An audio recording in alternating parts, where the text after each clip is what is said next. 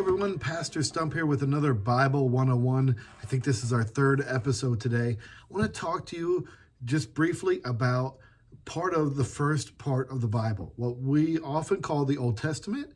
That's kind of not the best word to say it because it sometimes makes people think it's not as relevant as what is referred to as the New Testament. So you'll hear people call it the First Testament, and you hear me most often call it the Hebrew Bible, as it was written, especially this first part, all in the language of Hebrew.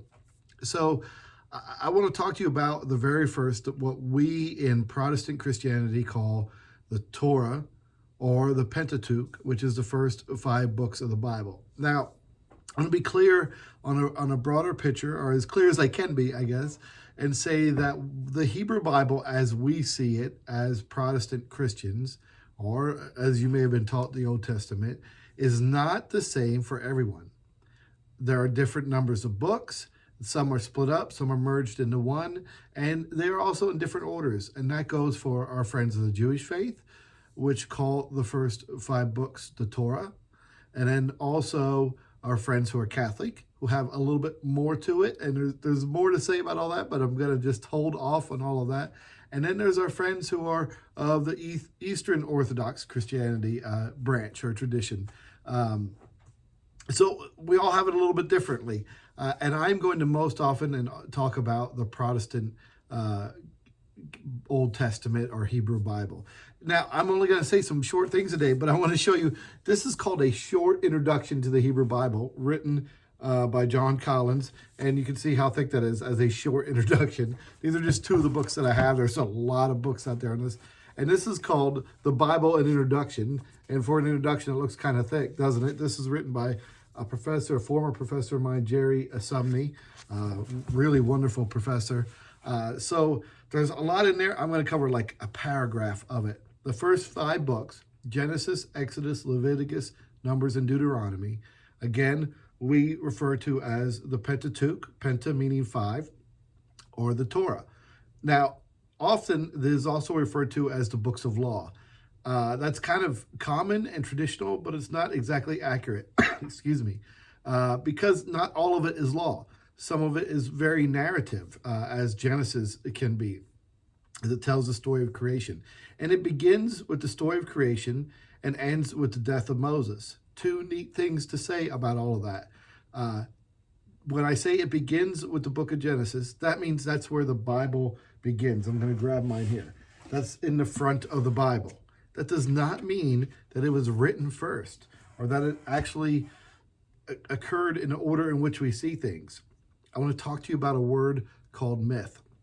Myth in biblical language, in biblical studies, is actually a kind of an honor for something to be known as a myth, because it doesn't necessarily say, when we call something a myth, that it's not true or doesn't speak the truth about a relationship between God and humanity, or a spiritual truth that we need to know about our lives or our relationship with God, or even God's role in creation.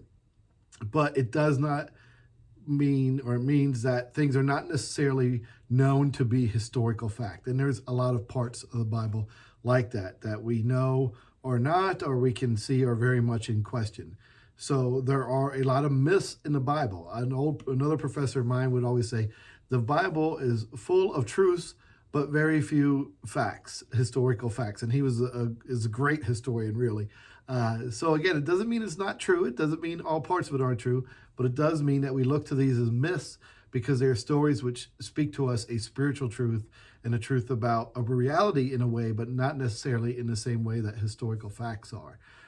A little bit kind of confusing. So the neat thing about Genesis, again, is that we know it wasn't necessarily written first. In fact, many scholars believe it was written after the time of the Exodus, which occurred in the time of Moses. We also know that these 5 books are often called the Mosaic books, and are traditionally, a lot of people attributed them to being authored or written by Moses. That's not really held to be the case anymore by biblical scholars, and I want to talk to you about a very brief reason why. If you read Deuteronomy, especially towards the end, it talks about Moses as if he's already dead. And so how could someone be writing about their death having occurred years after it has happened. There's language in there like, and since then, not a leader has been seen since Moses. That's not the right wording, but that's the general idea. Well, you couldn't write that about yourself many years after you had died. So there are theories about how many authors there are. One is called the documentary hypothesis, and that has 4 different authors. You can really get into depth on studying Genesis and see how writing styles shift, how oftentimes a story is told in one way, or not often, I should say, but on occasion, and then immediately following, the same story is told in a different way, which leads people to believe there were 2 authors, and this is really just a merging of other original texts over time, which we know occurs. So that's real brief.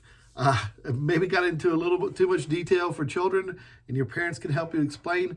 But if you just get out of this, that the first 5 books of our Bible in the Hebrew Bible, otherwise known as the Old Testament at times, are the Pentateuch, or Torah, and they are Genesis, Leviticus, Exodus, Numbers, and Deuteronomy. That's a great place to start. I don't believe you have to actually memorize the order of them, or even that they all exist, but I do believe it's important to get into them and learn to be taught about them, the spiritual truths about our lives and our relationship with God, which these books very much talk about and are very rich and wonderful in all of that. I just read from Genesis just yesterday in the flood narrative, the end of the flood narrative story, where God puts the rainbow in the sky as a sign of the covenant between them and creation. So I love it. It's beautiful stuff. I hope you love it too. If you have any questions, especially as children, reach out to me. If I can't get you an answer, I will try to put you into a place where you can. I am no expert, but I love to learn about the basics and to teach about them. Take care, everyone. Bye-bye.